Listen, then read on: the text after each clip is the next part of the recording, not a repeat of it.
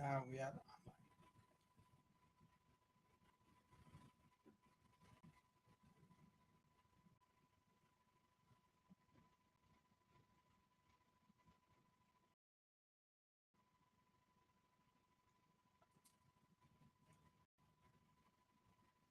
Okay, everybody. I'm sorry about that. I had loads of problems with internet here today, so I had to restart everything, and I forgive me for that error.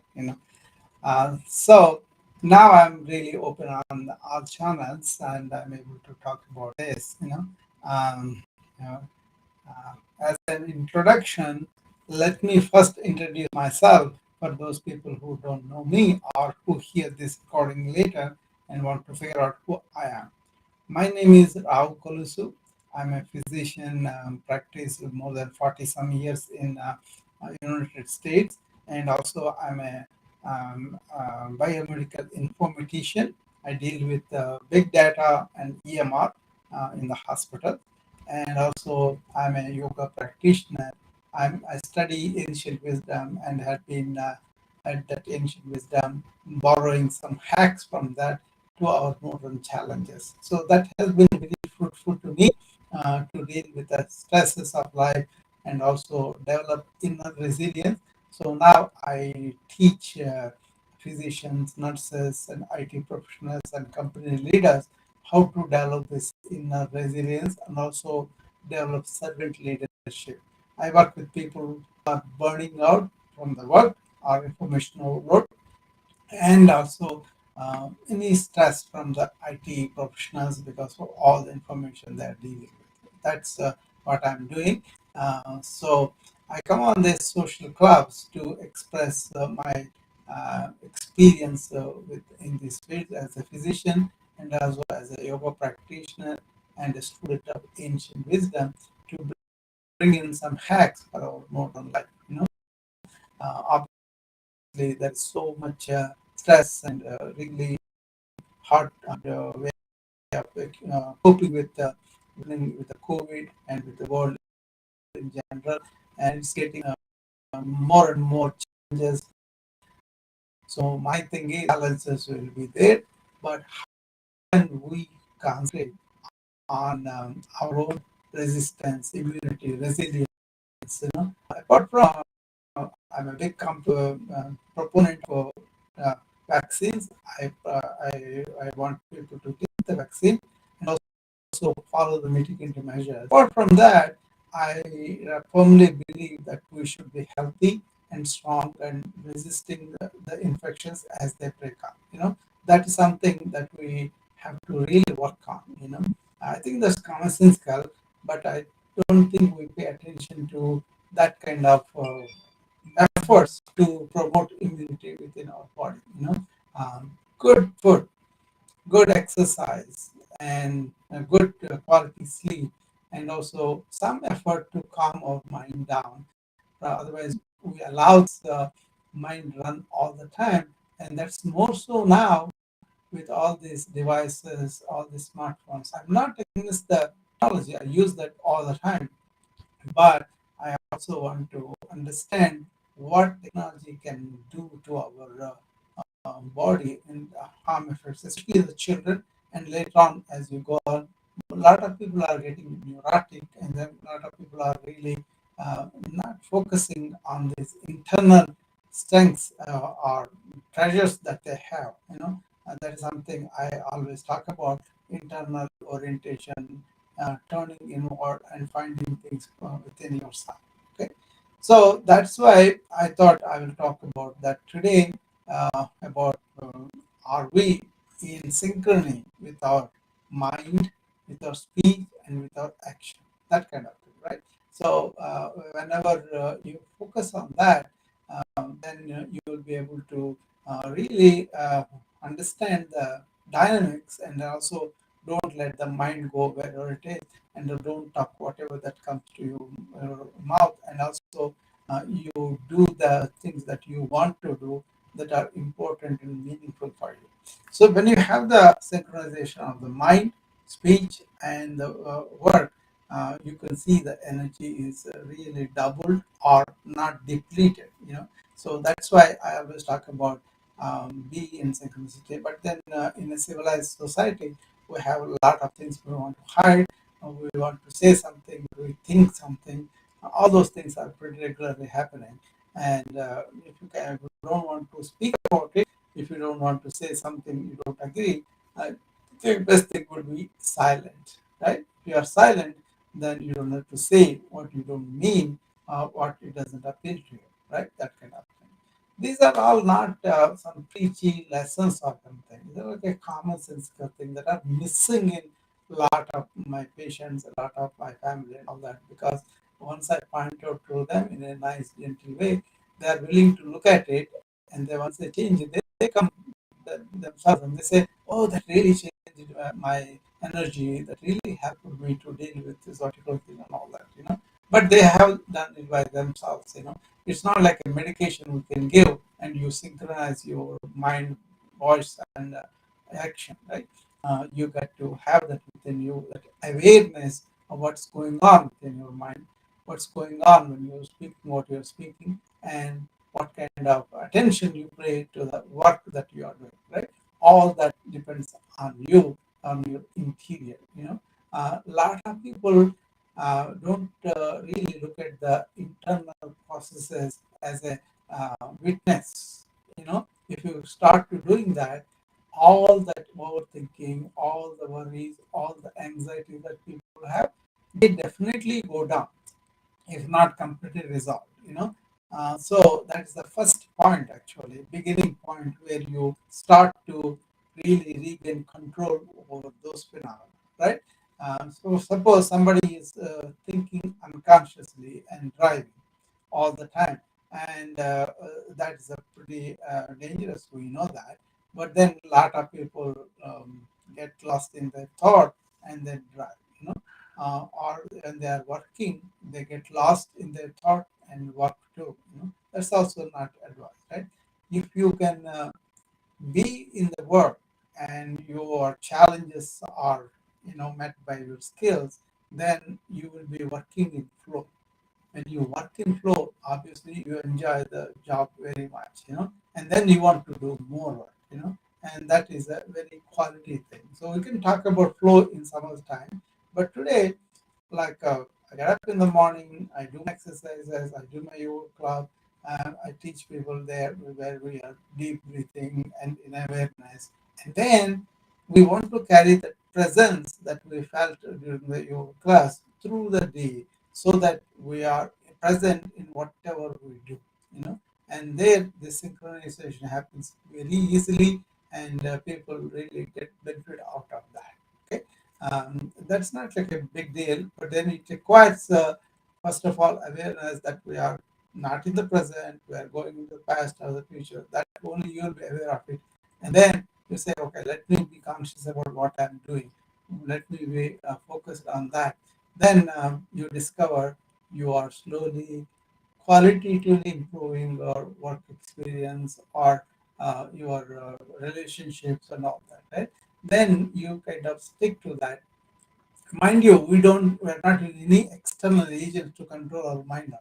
No narcotics, no drugs, no alcohol, no smoking, none of that. I'm not preaching for them at all. On the other hand, I don't do any of that, and I also help people who are smoking or who are alcoholic problems. So that we help them, obviously.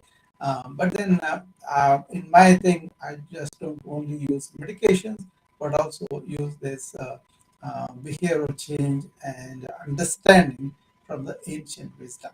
Isn't it? That understanding of imagine how the brain works, how our habits form, how habits go into subconscious. That kind of mechanisms you understand, then it's easy for you to be in the present, in the life, here and now, right? That is something that can be understood and practiced too. Lots of times when I'm eating, for example, I want to eat with the complete focus on that, chew well, savor the food, not even saying that I shouldn't do this now. No, savor the food. Try to make sure that you are having good food, not a processed food on the plate, and then you take your time to chew and eat it and enjoy it, savor it, and then uh, you eat only when you are hungry, so you wait till you are hungry and then you eat it. So you don't have to eat according to the time, but you eat according to the hunger that you feel. If you let yourself be very hungry and you go and eat at the time, that's a wonderful thing to digest faster. And also, you don't want to lie down right after eating. You want to sit straight. Simple things like that. If you are not aware of what is happening with your eating habit, with what you are eating, how you are eating, and you just make it more like a chore than really enjoyable experience, it will become chore, and then it also take your health too. On the other hand, if you make it like a pleasant, enjoyable experience, but at the same time you are eating intelligently, that you are selecting foods and you're serving yourself with good foods and not processed food. That kind of awareness really goes a long way. As far as your speech concerned, speak only slowly and sweetly and also truthfully. But everybody knows that. It's all okay. But then, can you see sometimes we blurt out things without really paying attention? We just blurt out, right? And then we regret, oh, this has spoiled my relationship to all that. This happens quite often in the young couples. They are in love and they want to marry, but after they marry, they look at the person that is displayed during the association after several months, and then they start to see the faults, and then they want to really say that, but sometimes they say things inadvertently because they are coming from the subconscious, and then that word can be hurting other person or make problems for their relationship, that kind of thing, right? So all those things are very easy if you want to continue to be aware and speak deliberately, speak with thought, with awareness, and also with consideration for the other person, and also understanding what kind of impulse you will be making or impact you will be making on the other person too. So that kind of thing in the speech too. And when you do the things, this multitasking is something I looked very closely, and then I came across so much of literature about this and the problems from it and all that. I have seen in my own clinic, in my own house and all that too. So I kind of stuck to what I learned about one thing at a time. Always pay attention to whatever you are doing and pay attention to that one particular task. So one task at a time, pay attention to every action. That's a mantra we have in the clinic. I told my staff a lot of times, pay attention to every action. There's nothing wrong having the brainstorm and then producing a plan for whatever you want to do down the line. But then the plan will have several steps, and then you will be taking one step at a time. And there you completely give your attention, and after that is done, go to the next task. This kind of multitasking is not good for our attention span at all. But if you are multitasking, if you are having this kind of attention problem, then do deliberate meditation twice a day so that you are coming back to the center. All your thoughts go all over, bring them back to the center. You can start with sitting and breathing, and then closing the eyes, observing the thought, and then the thoughts take you somewhere else, make an attempt. That is the mind training that you go through in the meditation, and that will definitely increase uh, your attention span and all the benefits from that. Okay, so that's something you want to keep in mind. These are the several areas I wanted to talk about, and see if anybody else has any comments. They can come up and talk about it. There are people on the wisdom map, and if they want to come up, they can contribute what their experience in this is. Otherwise, that's what I wanted to say about being in synchrony with our mind, with our speech, and with our actions. If these three are really synchronized and we can save lot of energy, lot of trouble too. That energy, it can be uh, really repleting. It's not depleting energy. It is like a, you can do that all the time, right? And you don't have to be tired of the work. You enjoy the work. You don't have to feel like exhausted because you're conflicted about what you're thinking, what you're speaking, what you're presenting to other people, right? All those things are in place. Then you'll be very easy to come home in a rather not burnt out state, not exhausted state. So that's what I do. I pay attention to whatever that is given to me, and then do it with the full utmost attention. And over the years, I have seen that's not that difficult really. The more you are focused, the deeper it becomes. The deeper your focus is, the easier for you not to have dreams while you're sleeping. That means you dream when you are having so many thoughts during the day. But the brain is trying to put in auto, But if you are really attentive through the day, then you don't have many dreams and you sleep much longer, the deep sleep, which is where you don't have any body and mind sensation. And that deep sleep is the one which really helps us to restore our body and mind. Then you'll be able to regenerate a lot of your health back. That's why sleep is such an important thing now. Now, a lot of people think that I can have a couple of drinks and I go to sleep.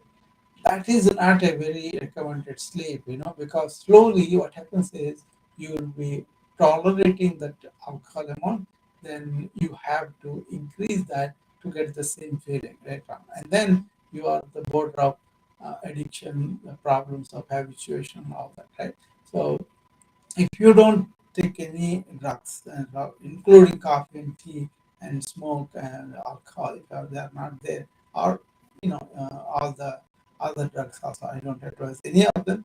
If you don't do that, and then you learn how to pay attention while you are working, obviously you're physically tired and mentally relaxed to go to sleep. And also a lot of people, I recommend cleaning their mind of all the thoughts, all the emotions, everything that they went through the day, just deliberately clean them at night time, and then go rather freely. That means, suppose you are very angry with your coworker or your subordinate, whoever it is, and there is no point keeping that anger inside. Make a plan about it, what you want to say, what you want to tell them, and then put it aside and go to sleep. That's the important thing. At night time, try to put all the things that are lingering in your mind.